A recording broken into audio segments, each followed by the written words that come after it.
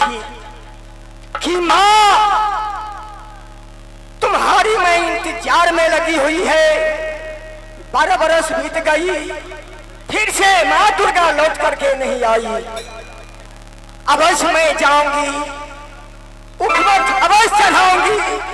बेटा ज्वाला सिंह से कहूंगी कि बेटा ज्वाला सिंह, तुम मेला लगा दो पत्थरकोट में। बेटा ज्वाला सिंह, जिस कन्या को टीका तुम्हारे ऊपर आने वाले थे, वो टीका छीना करके किला मोहब्बा में चली गई। आज की मैंने जाकर की उखमत चढ़ा देती हूँ। ये जाती है दुर्गा ए मैहारा बाली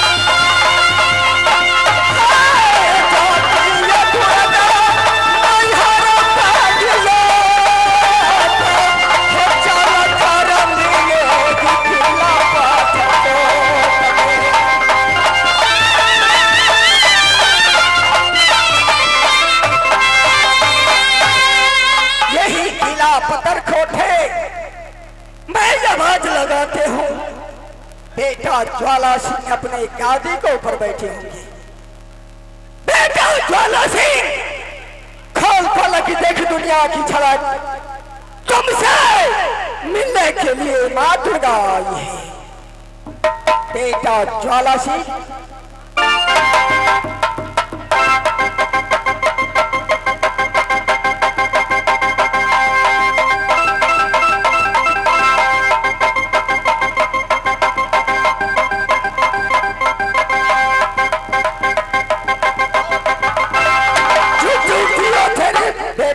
तेरे लाख बरिस, जैसे निर्भय गंगा की वैसे उम्र बढ़ता जाए। क्या बोलेंगे? आज से 12 बरस पहले तुमने मेरा पथरी में आई थी। सही बात। 12 बरस की बात, ये बेटा ज्वाला से क्या कमी हुआ? तुमने मेरे किला में आना बंद कर दी। बेटा, माँ, तुमसे कुछ में कमी नहीं हुआ, तो फिर में कमी हुआ, क्योंकि मैंने याद करते थे कि बेटा ज्वाला सिंह क्या कहेंगे कि माँ दुर्गा लौट करके गए, पत्थरकोट से फिर से वापस नहीं आए। लेकिन आज एक संदेश लेकर के आई है। माँ, हाँ बेटा, आज मेरा दिल में तमन्ना हो, मैंने सोचा इच्छा दुर्गा का पुजारी हूँ। क्या नहीं बेटा? आज मैंने मैया दुर्गा को सुमर के देखता हूँ। हो सकता मेरी माँ मैहर से मेरा पथरी तक पहुंचेगी। क्या नहीं बेटा? दर्शन किया हे तमन्ना दुर्गा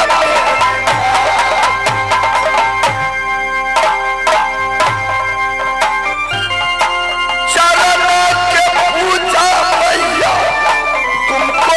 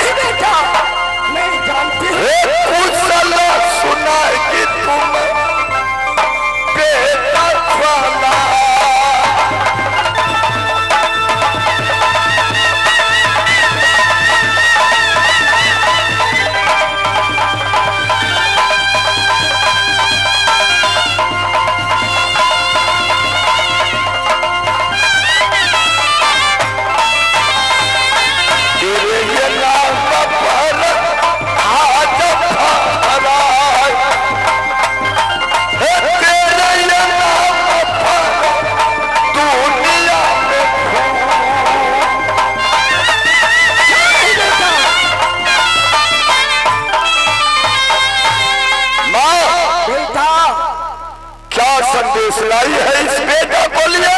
बेटा माँ संदेश लाई हूँ, कान खोल करके सुन लो।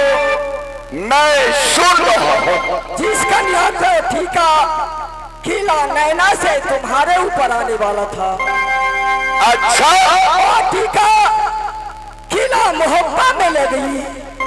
बेटा क्या वही सोना की आज मैंने तुम्हारे पत्थर कोट में हवाले करनी चाहती हूँ। बेटा दूर हो जाएगी, दूर हो जाएगी।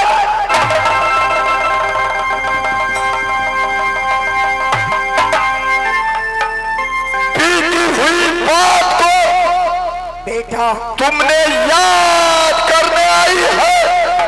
क्यों नहीं बेटा, माँ तुम विश्वास करो बेटा। इस भारत में 3 ही जुमला है। कौन कौन जुमला है? गौर से सुनेगी। मैं सुनती हूँ। देवी में चुगली तुम मनिया है दुर्गा। कैसे बेटा? माँ मनुष्य में चुगली हे मामा माहिल है।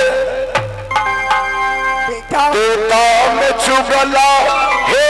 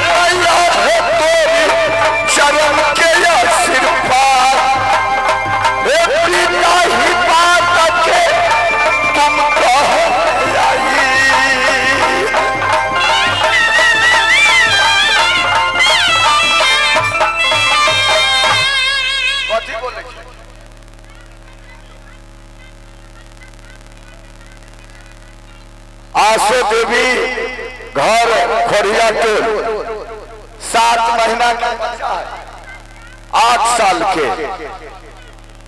अगर जे माता बहन के या दोस्तों साथी को या मेला में भटकते हो, अगर मेरे आवाज आप सुनते हैं तो खोरिया टोल है बगले में। वही तो जितना दूर के आदमी और माई बाप के हम एक पागल जो बच्चा के लेके आलिए आपने चल दल के घूमे आ बच्चा छोड़ दल के मेला में सुगर लेखा बोलू।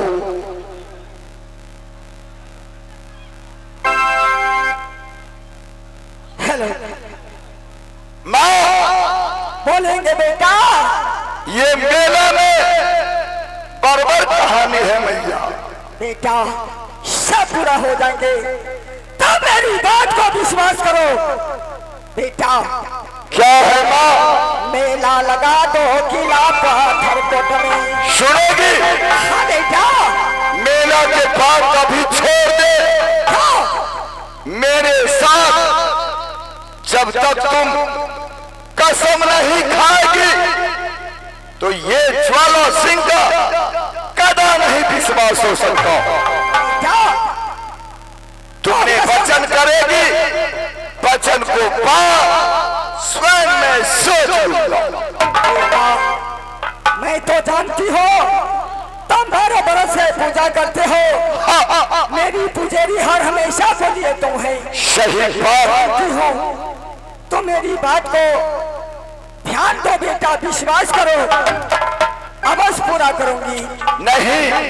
मैं कहा वो करेगी तो तुम्हारे बाप पर मेरा भरोसा है, नहीं तो तुम्हारे बाप का कोई भरोसा नहीं है। ठीक है, तुम जो कहेगी वो कर सकती हूँ।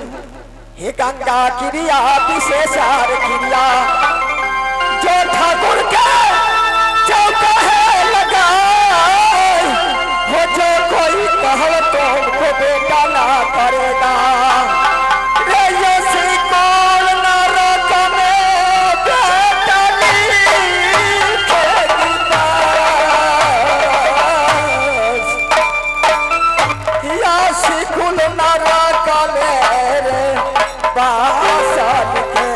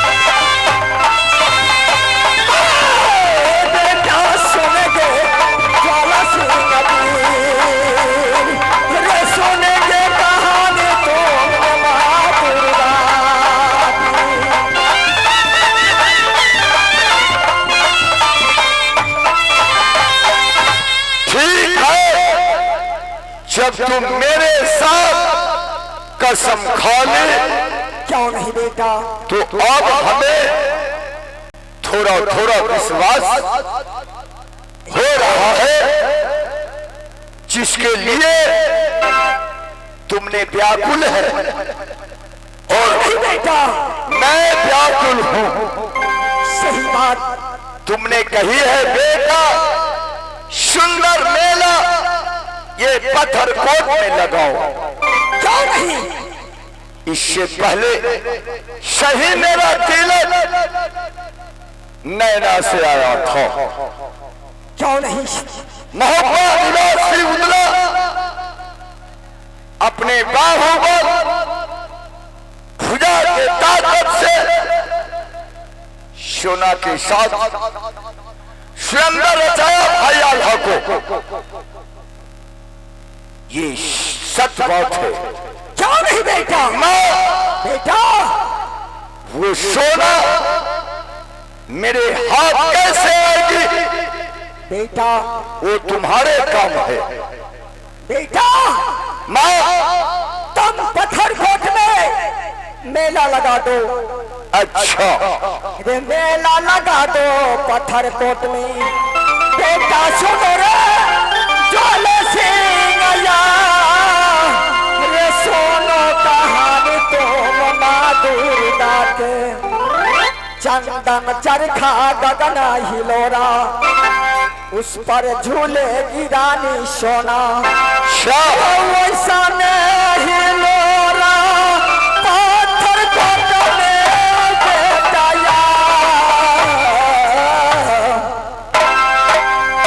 वैसा नहीं हिलोरा लगा दो पत्थरकोट में।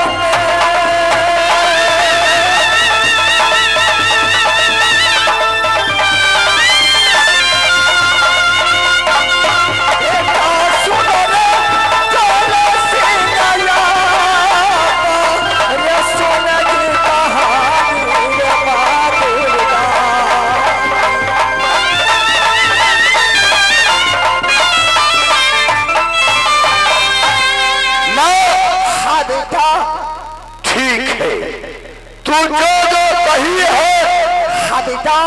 सब कुछ मैं करूंगा। क्यों नहीं? धन हो मेरी माँ, जब सोना मेरे हाथ आएगी,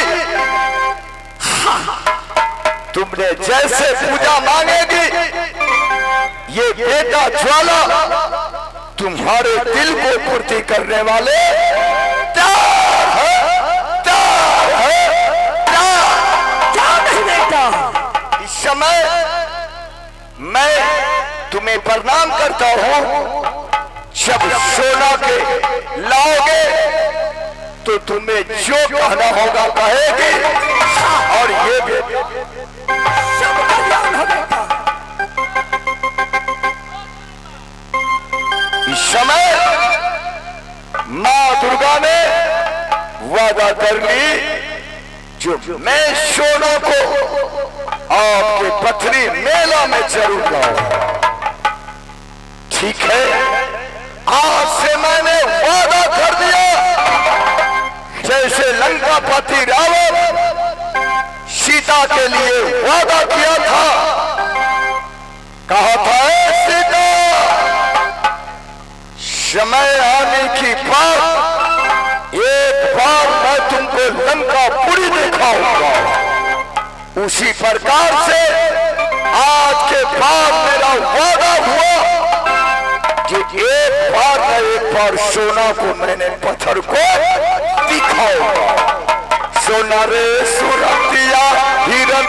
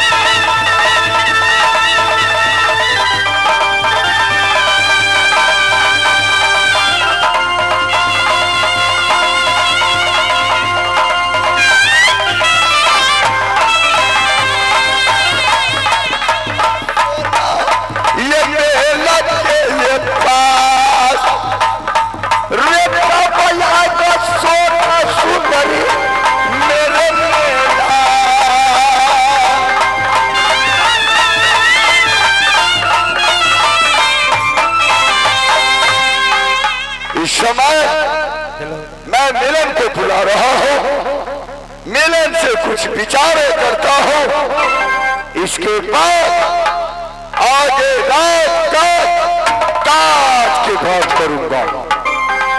बहादुर, मेरे आवाज सुनते हो तो कृपया आने का कोशिश करो।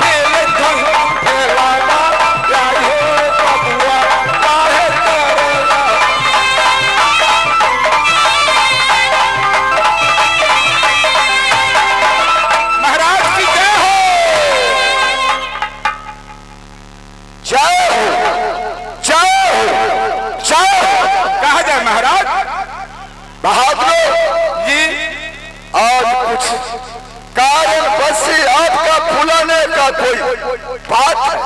कौन सी बात है महाराज? जब तक आप कहेंगे नहीं तब तक हम समझेंगे कैसे? आज मेरा दिल में तमन्ना हुआ जी, जैसे धमार का समाज लोग मेला लगाए हैं, जी हाँ, उसी प्रकार से आज मेरा इच्छा है पथरी में मैंने सुंदर मेला लगाऊंगा। ठीक है महाराज, आप अच्छा सोचे हैं। कहा है जल बिना मछली, पुरुष बिना नारी, मठ बिना गांव, पंछी बिना वृक्ष, ये सब बेकार है। जिस गांव में मठ मंदिर नहीं है, जग त्योहार नहीं होता है, वो गांव के दुर्भाग्य है। जल से निकलने के बाद में मछली तरफ तरफ के मर जाती है। जिस नारी के पुरुष न है उसको अभागा है। जिस वृक्ष पर पंछी नहीं बैठता है उसको दुर्भाग्य है। महाराज मिलो, अच्छा सोचे हैं। इस मेला में हमारे जाने पहचाने मित्र जी, बगवासा को रहने वाले पीसो राम जी, उन्हीं का पत्नी नहीं, जी, इसलिए वो तुमरा मुंह ताकता। ऊपर वाले के कहेंगे कि हमको कहने से क्या होगा? जोड़ी बंधन इन्हीं को देन है और उन्हीं को सब कुछ है, जो वही तोड़ते हैं वही जोड़ते हैं। बहादुर, तुमने डिगडिगिया दे दो। आज मेरे महाराज किला पथरी में सुंदर मेला लगाने जा रहे हैं। भीड़ भड़का को साथ यह मेला में आकर के और सफल बनावे। हमें टिकटिकिया दें। हाँ, तू टिकटिकिया ले आओ कि चमार लोग देते हैं। अरे चमार के बच्चा तुम काहे बनने लगा? ठीक है महाराज, सब तरह के चमार हरिजन हो गया है, खोलता सब खोल दिया है, टिकटिकिया हम अपने दे देते हैं महाराज। मिला? हाँ महाराज, देखो बेसुराम आ गया बगवासा से। जी हाँ, 21 रुपया से पुरस्कार करते हैं हमारे कंपनी को तरफ से। धन्यवाद। मैया दुर्गा तूने हरदम रहना होशियार, रहना तैयारी सातों बहन।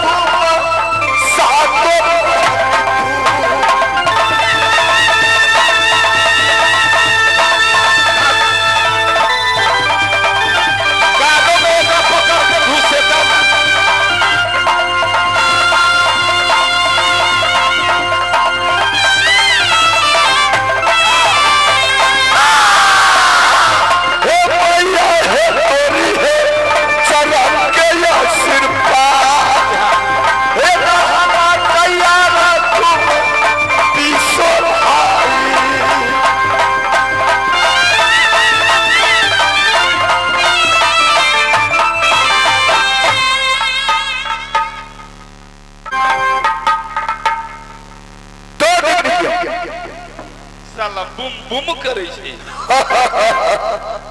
बजे छे तैयो जी। हाँ, ध्यान देंगे। हमें महाराज पत्थरकोट में मेला लगाने जा रहे हैं। जितने छतरी छतरानी है आकर के मेला के शोभा बढ़ाएंगे और मेला से लाभ उठाएंगे। ओके, ये हाजीपुर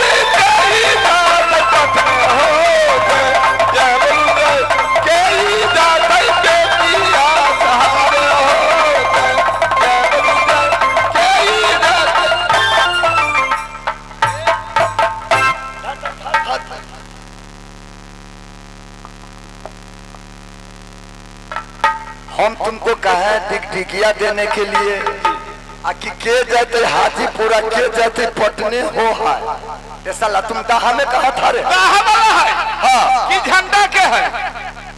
दाहा में हो छै हार आ झंडा में हो छै जय। तो झंडा वाला हाँ लरानपुर वहां ना देखलिए? हाँ लरानपुर में झंडा होले तो ना देखले रहिए? कैसे किया रे?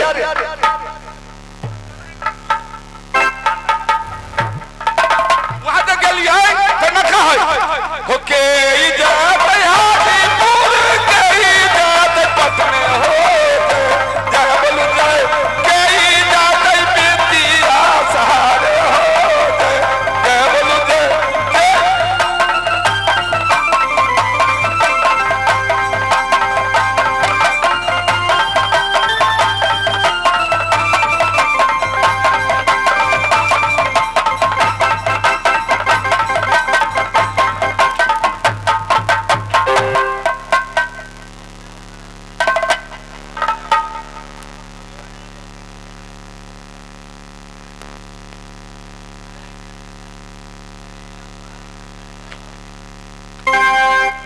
अरे ये साला तुम तो पिट्ठी तोड़ दिया रे।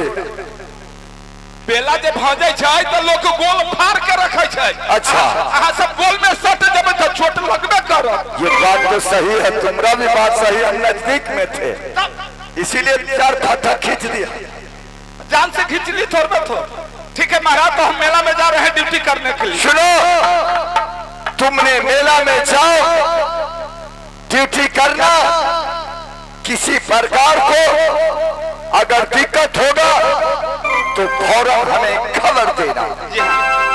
जाओ रे बहादुर तुम मेला के पास,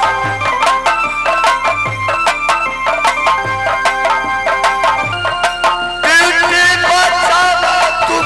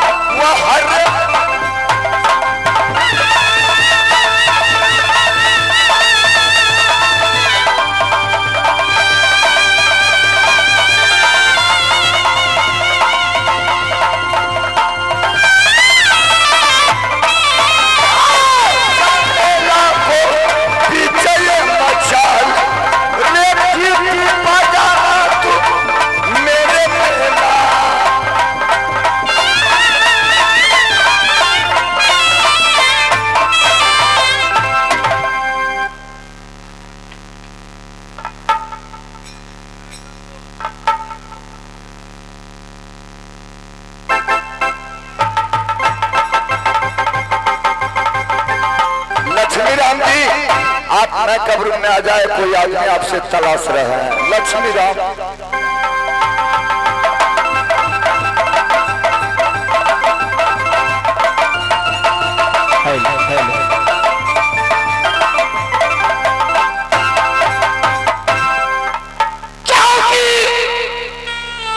अपनी महल के अंदर में देवर्षि को इंतजार करती है। आज अच्छी ढंग से मैं खाना तैयार करके महल के अंदर में बैठती हूँ।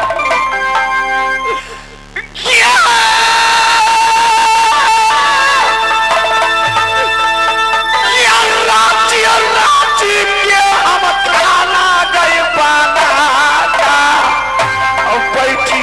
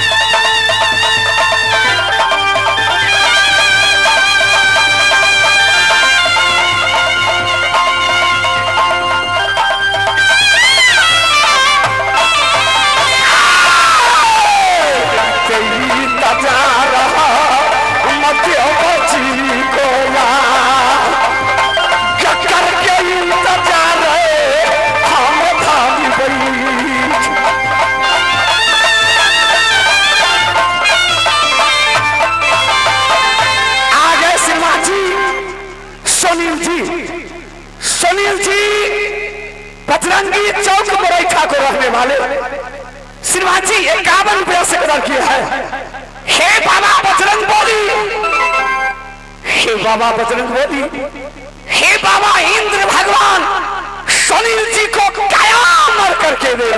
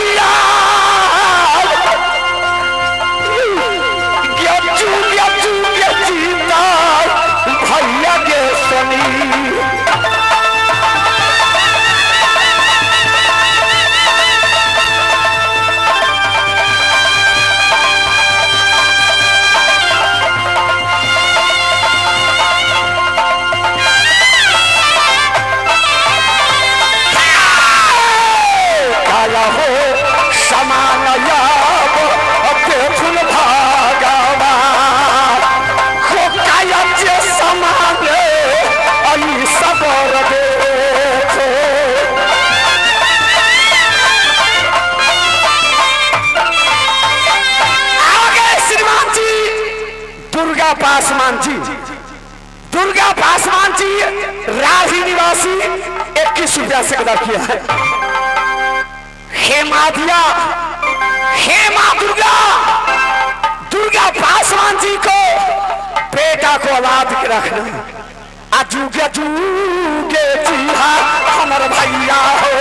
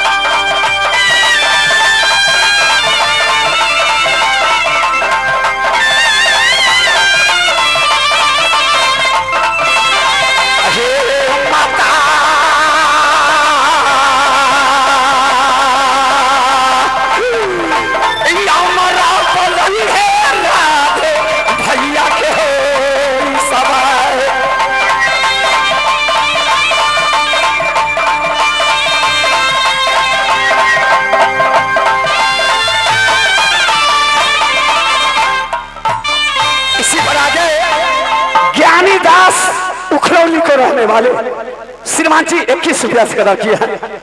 हे बादिया हो बाबा इंद्र भगवान ज्ञानी दास जी को अमर की गात बना देना, शेर में सवा शेर देना। बेटा यहाँ के जीत हमर ज्ञानी भैया अमर के गात सब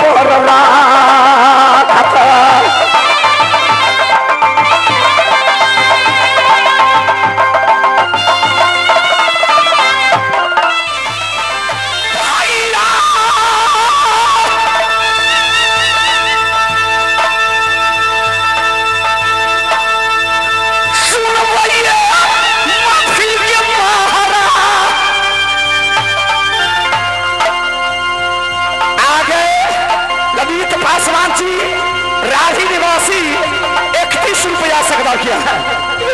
ये 100 मिलियन भाई पड़ता जाइबे शौकी सोनमा।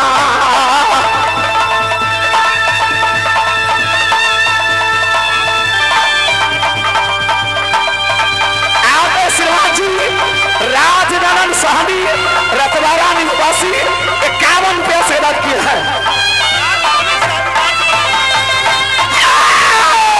भैया सुनवा हो मैं फिर के महाराज ये सुनिले भाई पड़ता है सती के सोनमा।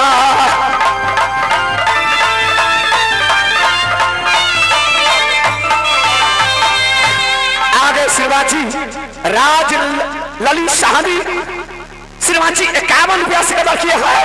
फिर आगे एक ठो दोस्त नाम क्या है गुप्त दान किए हैं, अपना नाम नहीं कहना चाहते हैं। मैं दुआ बनाती माँ कलिका से, हे काली माँ और श्रीमान जी को कयामत करके रखना, अमर के घाट बना देना। इस समय अपनी महल के अंदर में बैठ कर आराम करती है, देवर जी को इंतजार करती हूँ कब हमर देवरा बंगला के छोरी का रहिया हम जही आई देवर होती।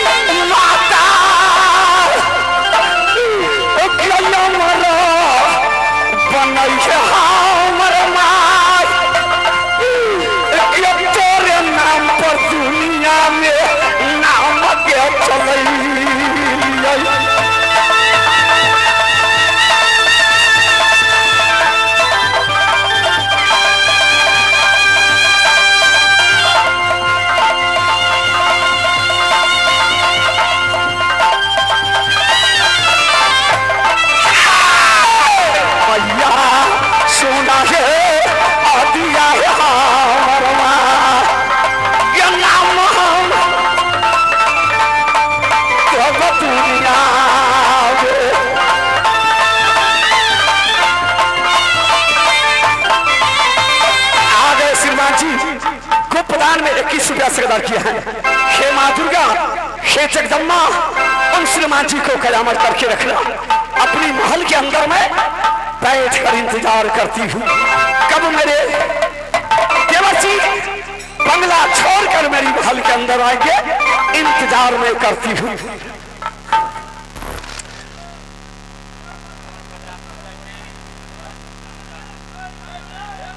अपनी महल में जाके मैं आराम करती हूँ। ऐसे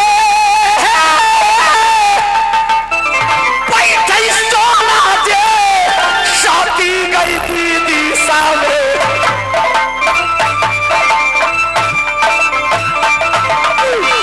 अयो पाना हम हालिया में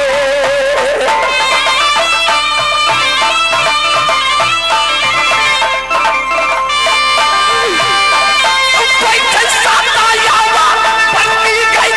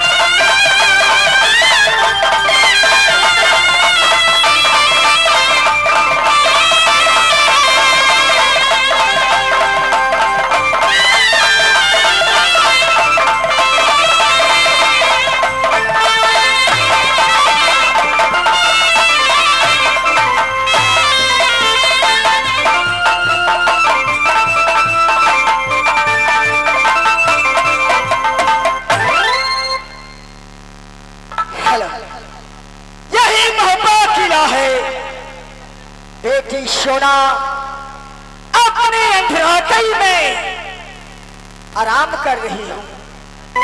इस समय मैंने आवाज लगाती हूँ बेटी सोना की, अब मुझसे मिलने की आएगी। हे निंदारा की तोरो बेटी सोना है याद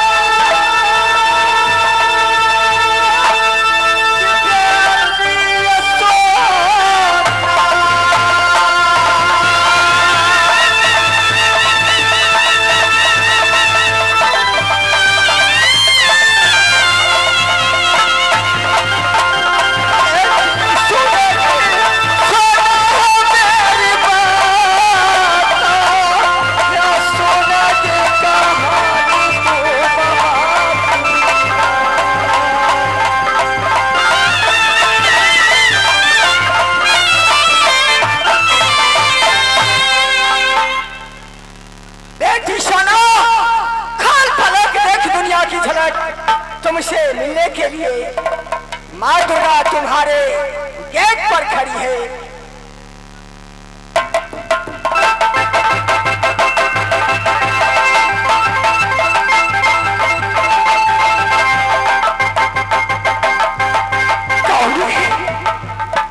कौन है? हे माँ दुर्गा, सब कल्याण हो बेटी। हे माँ, हाँ, क्या हमसे कमी हुआ? क्या हमसे कमी हुआ? बेटी सोना, माँ दुर्गा, कुछ भी कमी नहीं हुआ, तुमसे कुछ गलती नहीं हुआ। कौन सी गलती?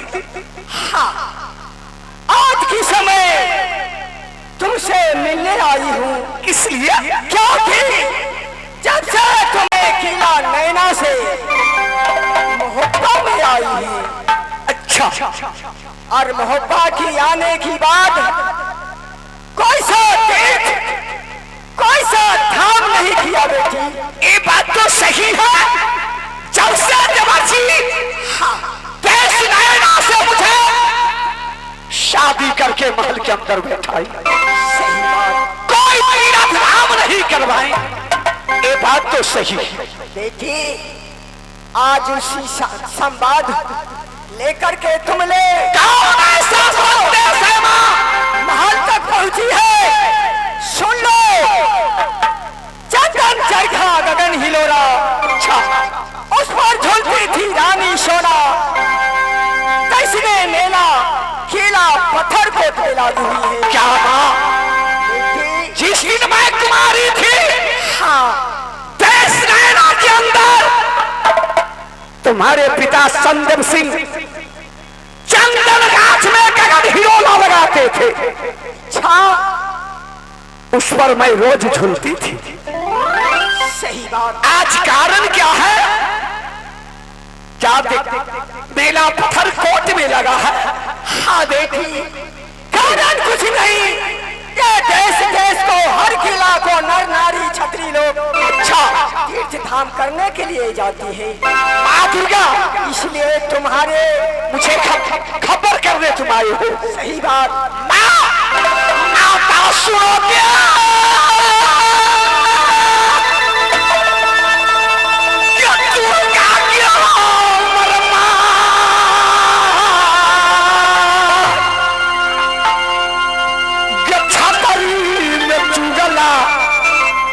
मामा के महिलवा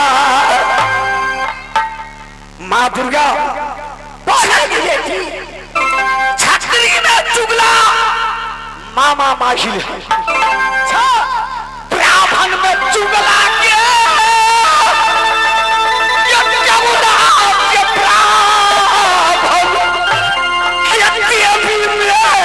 चुगली मैया हमर माता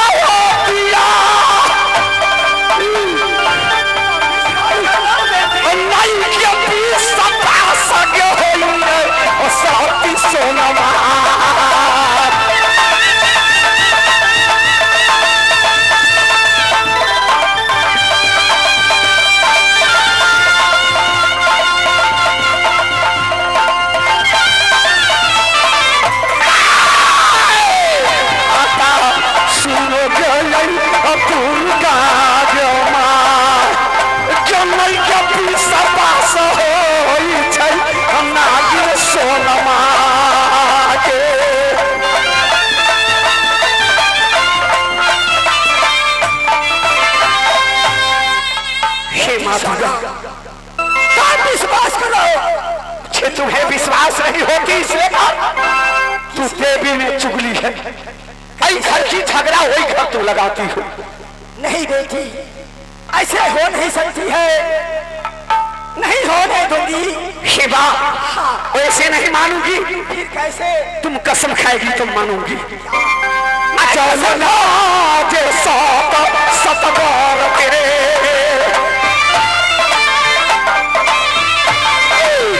सोना सांभरे कर बेटी घिनिया गे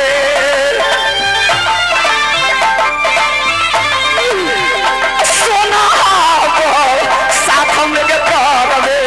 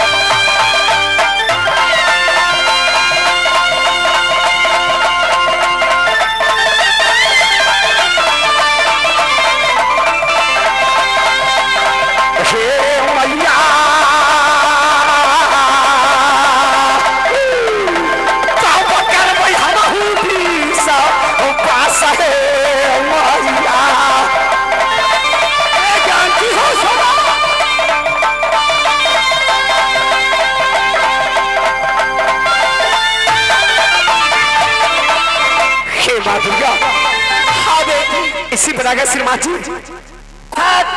और वर्मा विष्णु सर, बेटी तुमको जो कोई कहल नहीं करेगी वो ऐसी कुल नरक में वास आसे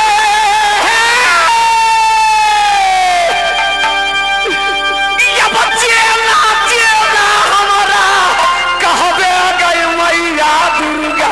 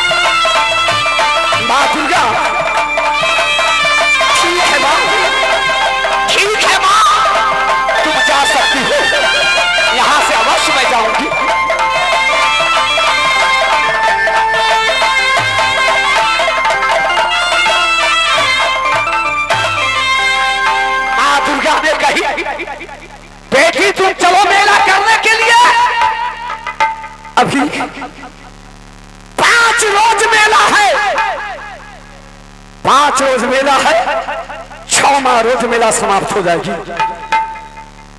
अब देखी कि मैं क्या सोचूं, देवर जी को मैं बुलवाती हूँ।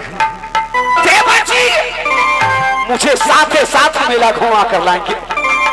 दौड़ दौड़ दौड़बे कहीं नौनिया क्या हमारा या बोलो नौनिया हमारा नागिन सोनमा।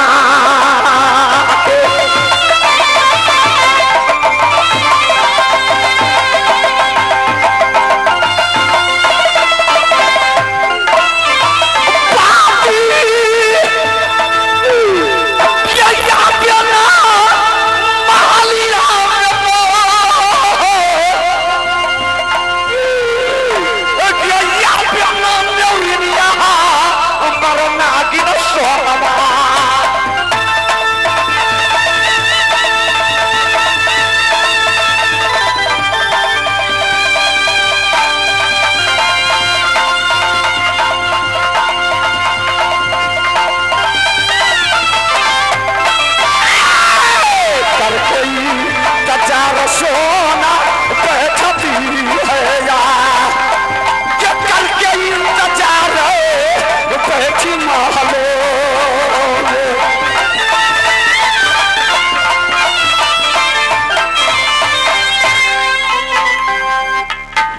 आज क्या बात है महारानी जी, बहुत दिन के बाद याद किया है मैं जा रहा महारानी जी के पास।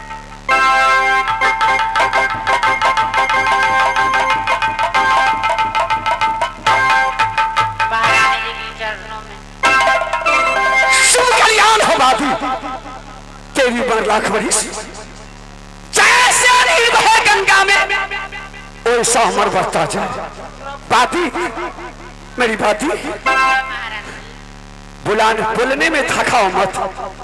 बाती तुम यहाँ से जाओ कहा, जहाँ मेरे देवर जी हैं। देवर जी को कह देना नागिन सोना याद किए हैं, जल्द से चलिए महल के अंदर।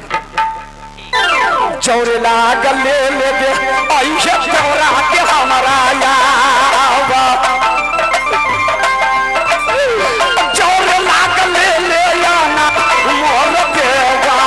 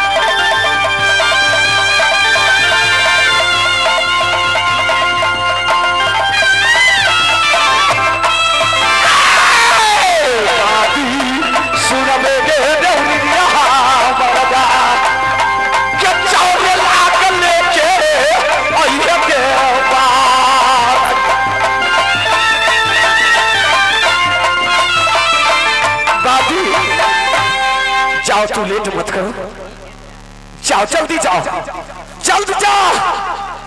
इस समय अपनी महल के अंदर में बैठ कर इंतजार करती हूँ। देवर जी कब अगला, अभी मैं आराम करती महल के अंदर।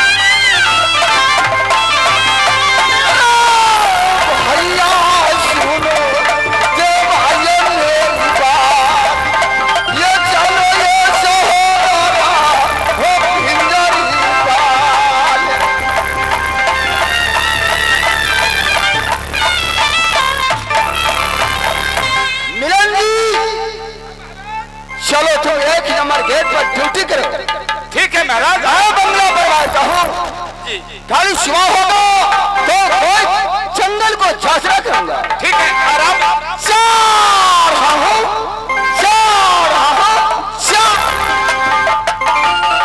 जब तक आराम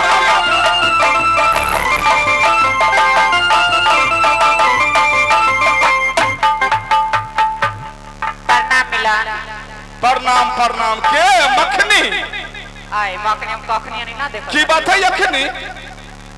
ए महारानी से महाराज जी को बुला रहा है। अच्छा महाराज को बुलाए हैं, ठीक है सेंटर में लग जाओ।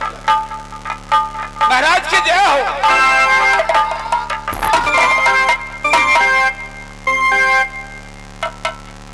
कौन मिलन जी? हाँ महाराज क्या बात है? मखनी आई है यखनी। कौन भाभी सेना की बाजी आज महल से बंगला तक आई है? जी हाँ कहाँ है बाजी? सेंटर में लगे हैं। मेरे सामने में उससे हाजिर करे। ओ मखनी महाराज की जय हो। जय दुर्गे, जय दुर्गे। आज कुशल सुनागी मुनिया मेरे भाभी सोना की। चौदह कुशल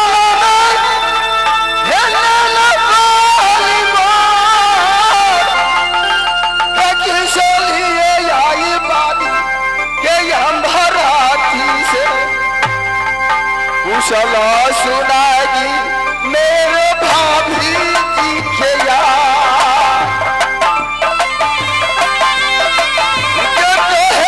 कुशलिया मेरे भौजी।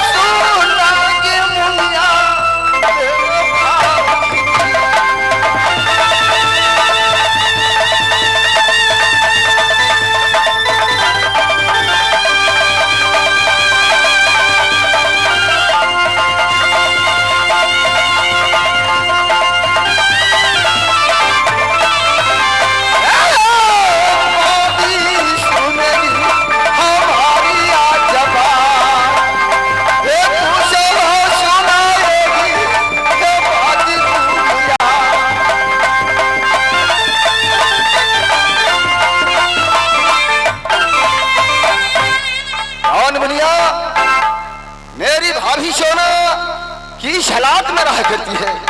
भाभी सोना तो ठीक रहते महाराज जी आपसे। अच्छा आज भाभी सोना अपने महल के अंदर बुलाई है। ठीक है बादी मैं चलता हूँ। यार एक साथी गुगलक डोल से आए हैं, वो अपना नाम नहीं बताए हैं। उनको तरफ से 100 रुपया का पुरस्कार है। हे इंद्र भगवान, हे माँ दुर्गा, यमरा के काया उनको लारा का के याद। हे यमरा बनाना उन साथी।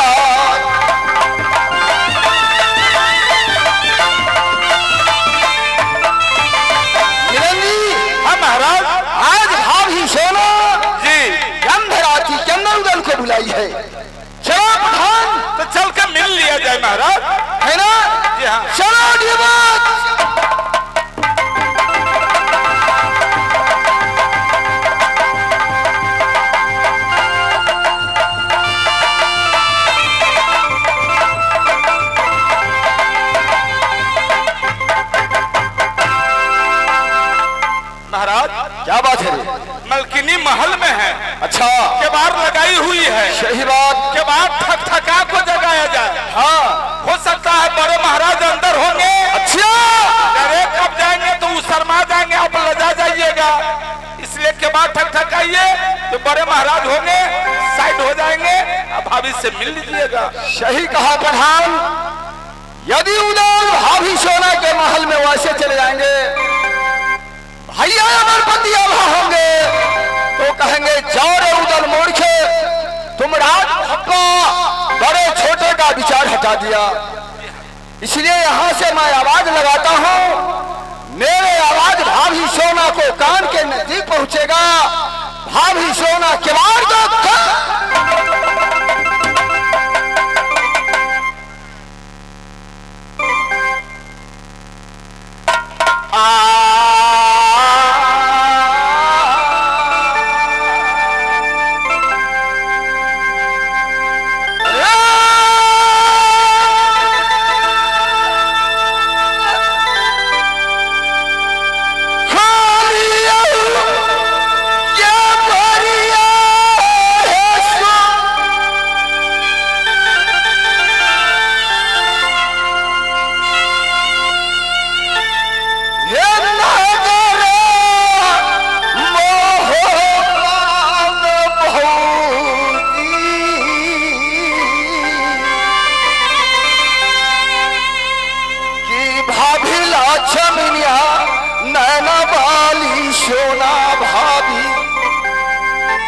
चौकाटा धैले तोरा तुमको खा।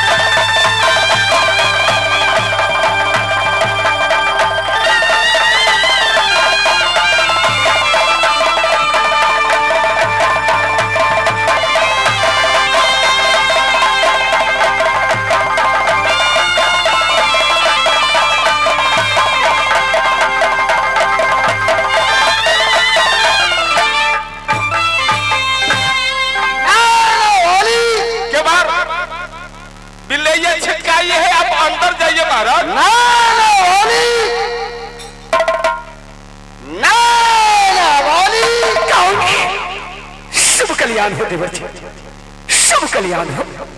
भाभी जी देवर जी मीठी मीठी बोली भौजी सोना दिया।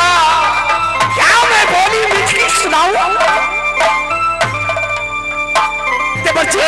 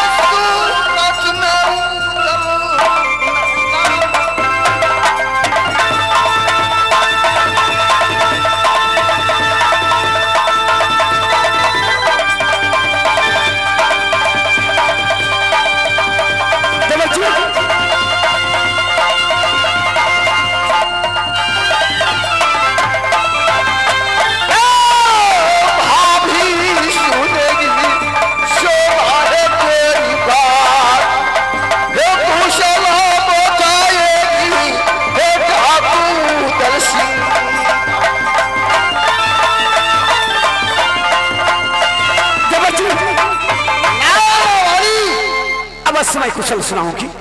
सबसे पहले ठंडे पानी अच्छा से पैर पखारू, ठंडे पानी के देवर के पिया। देवर जी तो सा तकिया गलैचा के लगाओ गए, कई बार बैठी आऊंगे क्यों राजी हमारे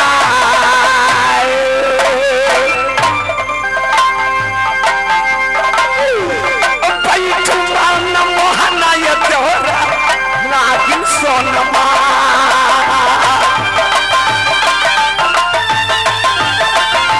देवर जी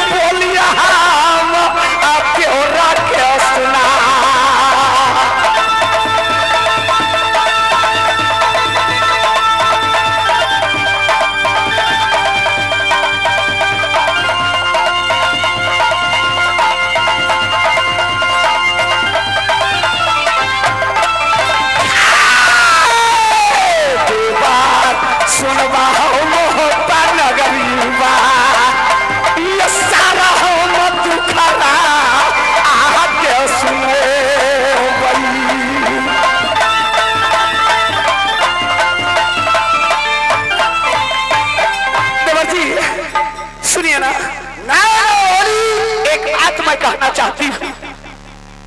क्या कही सोना? एक बात कहना चाहती है। देवर भाभी में हजार बात हो सकता है। देवर जी बोलेगी भाभी जी, क्या मैं कह के सुनाऊं? बोलेगी, मेरी मन की बात पूरा होगी, तुम्हारी दिल की लालसा पूरा हो जाएगा। हो जाएगा। लेकिन देवर जी, लेकिन क्या? अपनी महल के अंदर में पलंग के पास में सोई हुई थी। अच्छा, सब दिन में सपना सपना देखती थी, आज सपना में मैं देखी। क्या मैं कह के सुनाऊं? बोलेगी भाभी, मेरी बात पूरा होगी। हाँ, तुम्हारी बात को मैंने पूरा कर दूंगा। देवर जी, सपना में मैं यही देखे, बाल सकल के मेला लगे हुए हैं।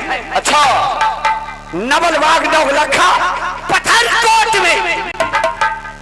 आज मेरी विचार है, देवर भाभी मिल के मेला घूमैया,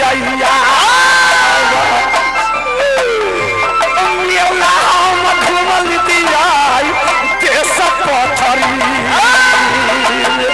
देवर जी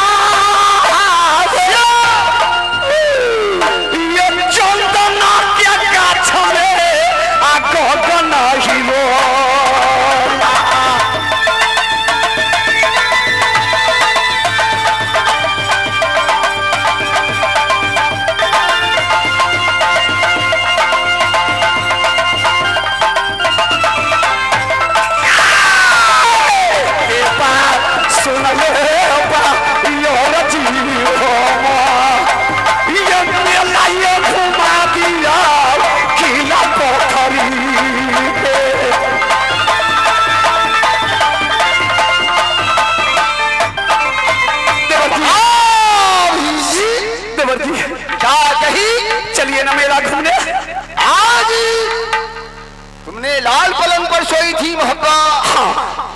सब दिन सपना सब रंग देखा है। आज की सपना बाउल हुई। हाँ देवर जी, आज तुमने सपना में देखी है ये राज पथरी में मेला लगा हुआ है। हाँ देवर जी, नवल भाग में गगन हिरोला। हाँ, और 51 किला को नरनारी छतरी लोग। देवर जी, चंदन गाछ में गगन हिरोला। अच्छा, लालसा तुमको है देवर जी मेला पथरी में चलिए। हाँ देवर जी, सोना देवर जी आया हाथा झूलो वाला और देवर जी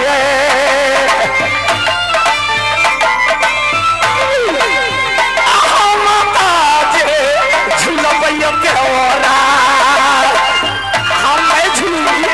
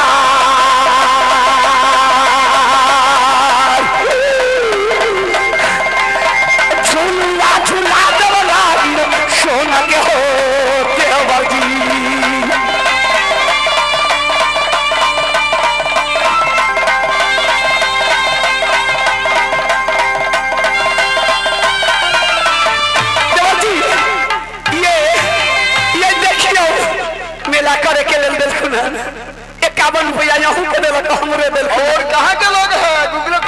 गुगलक चल के गए। हमारे वार्ड सदस्य है वो अपना नाम नहीं बदला है। गुप्पे दान में दे चतुर नैना वाली। हाँ आज तुम्हारी लालसा है देवर जी मेरा पथरी में चली। हाँ सोना कहूँ आज मैं राज मोहब्बा में मेला लगा दूंगा। मोहब्बा में चंदन गाछ पर गगन हिरोला। अच्छा सोना सुनेगी क्या मैं सुनूं?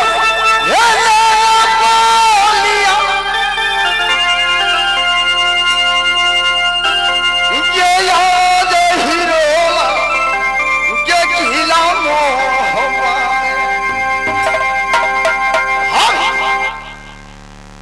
आज मैं राज मोहब्बा में मेला लगा दूंगा। चंदन गाछ पर गगन हिरोला। सोना बैठेगी झूला पर उगल झुलाएंगे। चर्चा भूला जाओ तुम पथार। चर्चा है भुलाएगी मेला पथरी।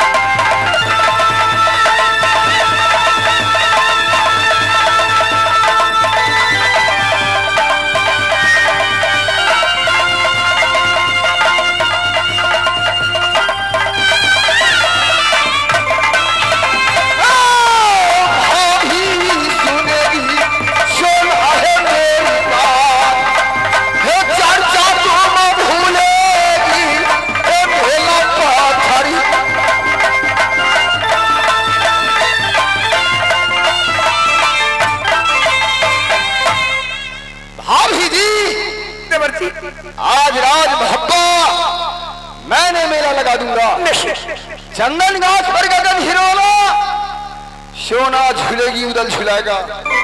राज पथरी का चर्चा भूल जाएगी सोना। देवर्षि अगर इतने तीर्थ धाम जो लगते हैं अच्छा सब चाहेंगे अपने किला में लगा ले, कोई तीर्थ धाम नहीं करते। आप कहते हैं मोहब्बा में मैं मेला लगाऊंगा, चंदन गाछ में गगन हिरोला लगाएंगे। फिर वही आ गए गुगलक टोल के ओ गुगलक टोल के वार्ड सदस्य फिर दोनों आदमी को एकावन काम कहे देते हैं नहीं जानते हैं कि दोनों देवर भाभी मिलके मेला घूमने जाएंगे। मेला घूमने नहीं जाएंगे, उनको मेला में जाएंगे। उनको मेला में गुगलत टोल मेला लगने वाले हैं, झंडा बनने वाले हैं ना। अजे अजे कहवा हमर तोरा हो,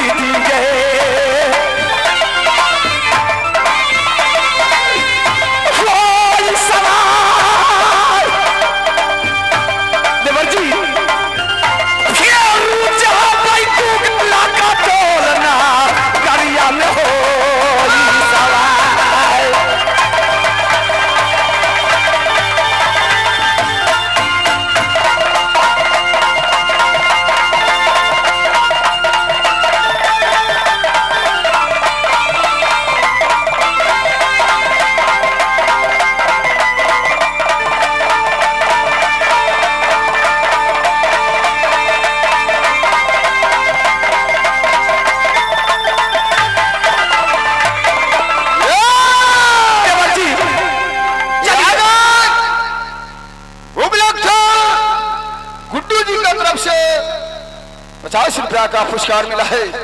सोना आज राज मोहब्बा मैं मेला लगाता हूँ देवजी, तुम राजपति को चर्चा भूल जाएगी। काहे दिए हैं गुड्डू जी, जानते हैं आप नहीं मानते हैं, जाने के लिए तैयार नहीं होते हैं, इसलिए सोना गुड्डू जी को कहना हुआ राज मोहब्बा में मेला लगेगा। देवजी सोना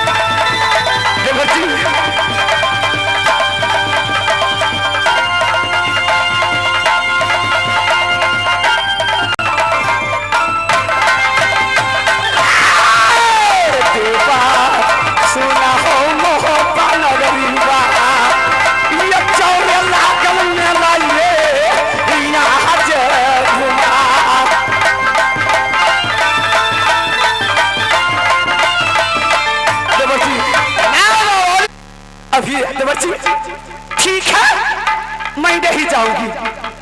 आप कहाँ जाइए? कहाँ जाओ? जंगल में शिकार खेलने। अच्छा तुम्हारी कहना हुआ देवर जी मेला पथरी को नाम मैं भूल गया। हाँ मैं भूल गए। यहाँ से घोर जंगल में जाइए। अगर जिंदा हरवी जो लाइएगा तो बेटे हिंदल का खिलौना बनेगा, और मरे हुए हरवी लाइएगा तो उसको कबाब बनेगी, है ना?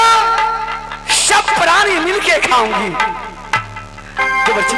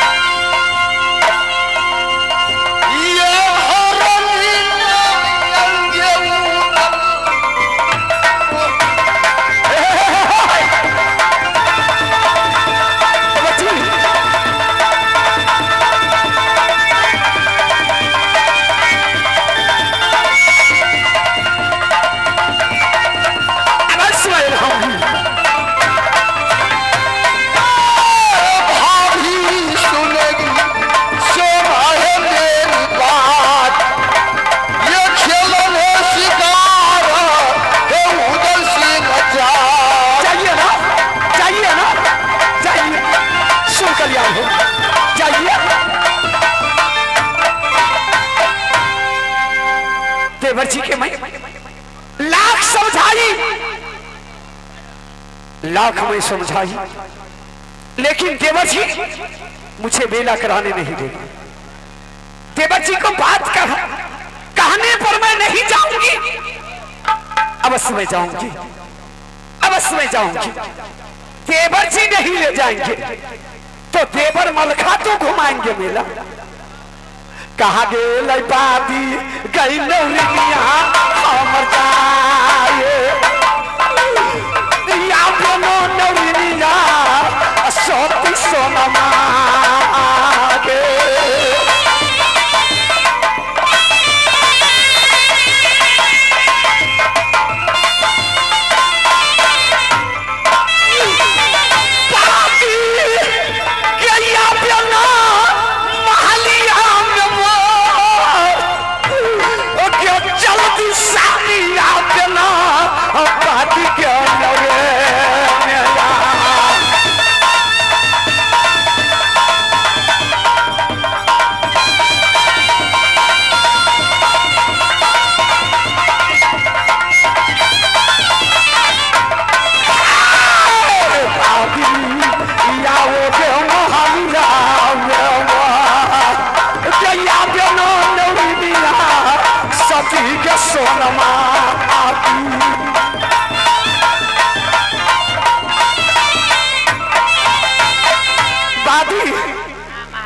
तुम यहां से चली जाओ। कहा? किला सिरसा में, सिरसा में देवर मलखा है। देवर मलखा को साथ करके चले आना, जल्दी आना। कहीं मेला छूट जाता पोखरी गया मन की हमरा ललसा मोटे लागल गा।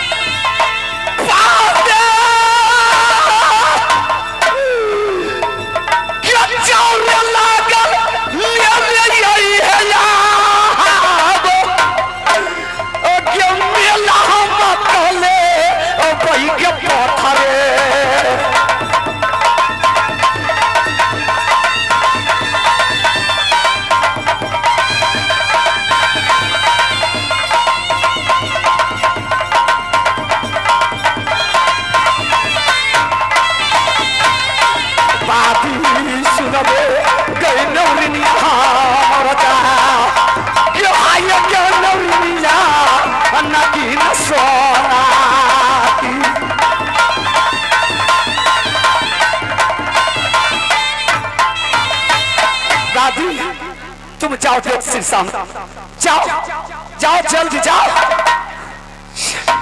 इस समय अपनी महल के अंदर में बैठ कर इंतजार मैं करती हूँ।